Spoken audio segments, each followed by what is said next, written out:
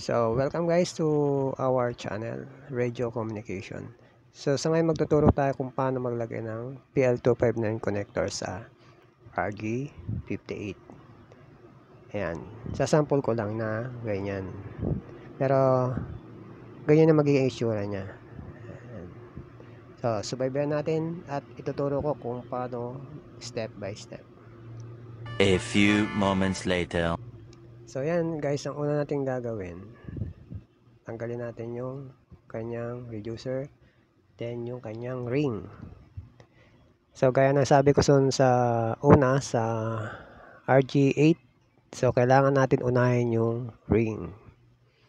Kasi nakalimutan natin, hindi na natin may papasok. So ang pangalawa, yung reducer. Kailangan natin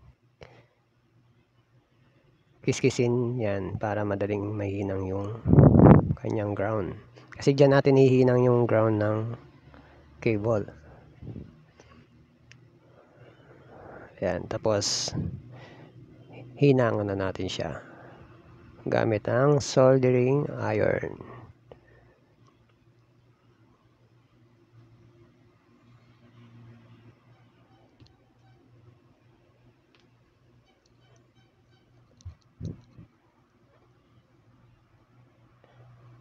Hinangan natin paikot.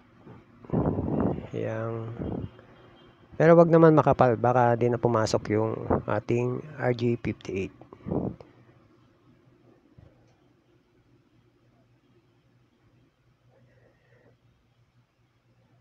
So ayan, pag nahinangan na natin, huwag na natin basta-basta hawakan kasi mainit yan.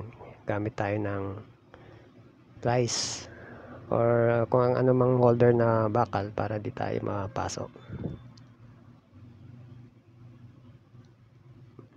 So ayan, tas pasok na natin sa RG58. So ayan, sukatin muna pala natin yung cable, then yung PL259. So katin na natin siya.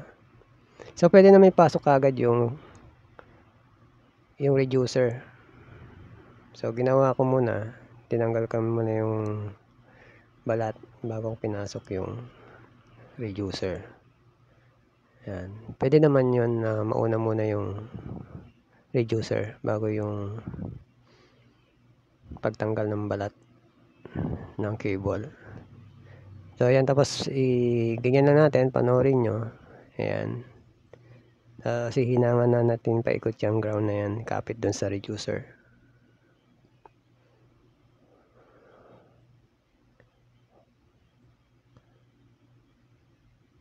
Mas maganda dito guys, may holder kayo.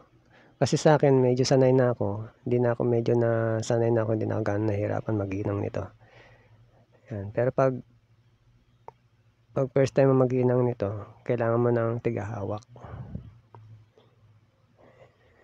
Yan, tigahawak. Hinangan lang din natin paikot para kapit na kapit yung ground dun sa reducer.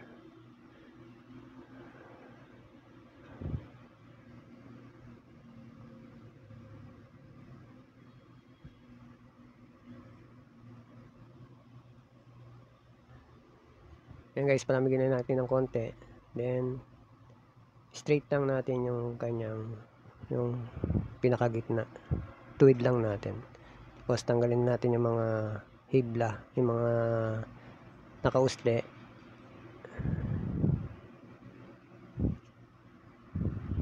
So dapat medyo pantay lang din dun sa ating yung bilog na reducer para pagpasok natin mamaya ng PL259 ay madali na lang, hindi na siya babara.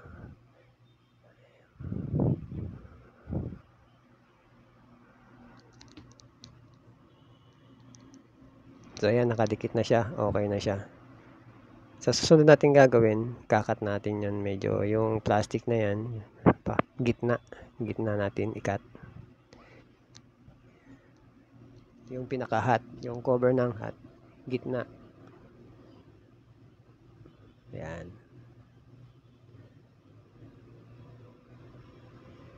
So kinamay ko na lang kasi medyo malambot lang naman yun, hindi kagaya ng RG8 matigas.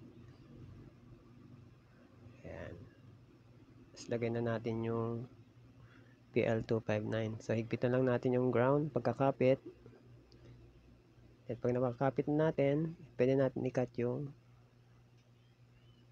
mihinangin yung pinakagitna niya.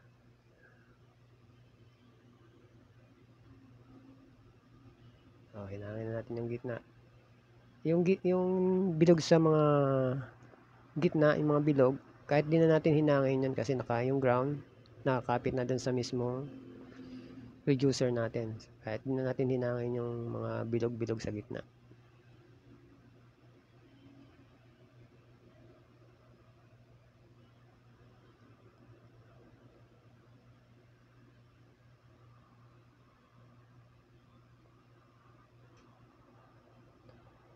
So dito alalay lang din ang paghihinang, huwag dire-diretso kasi papasok sa loob yon, baka tumulo sa loob, kumapit dun sa ground, dun sa hininang natin kanina. So alalay lang din ang paghihinang.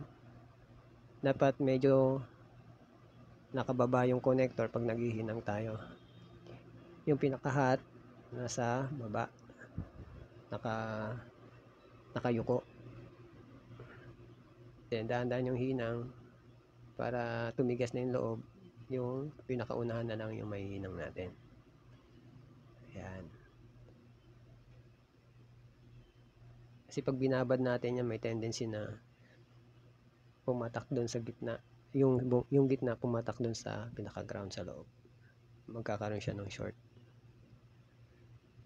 So, tapos, ang gagawin natin, yan, kakaskasin natin yung ground para yung reducer kapit mismo doon sa ating PL259. Ayan. Hihinangan din natin yan. Yan. Iskisin lang natin.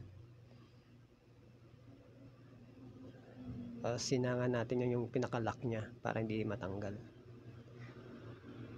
So, ang gagawin natin konti lang din, wag makapal. Kasi baka din natin may pasok yung ring ng PL259.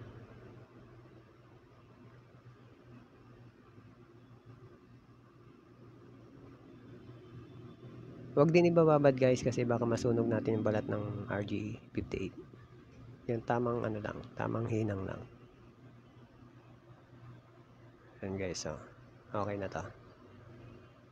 So, hindi na matatanggal yan, nakalock na. So lagyan natin yung ring.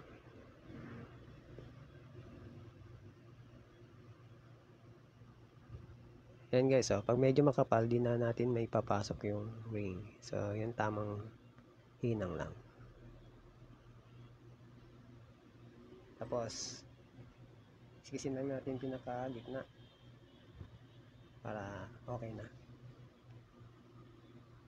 Yan guys, okay na. At hanggang dito na lang. Maraming salamat.